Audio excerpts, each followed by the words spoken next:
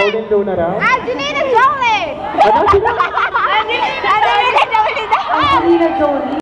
Whatever. Bunot na. Bago ka pa namin punutin. Kay Baggy.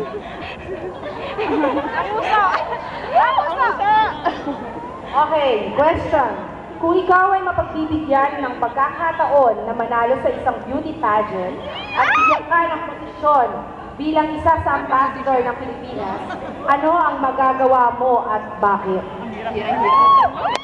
Una po sa lahat, binabati ko po lahat ng sa Cab ko, PCV. At sa lahat po ng mga manager, HR, saka sa mga committee, maraming salamat po. At sa mga contestant ko.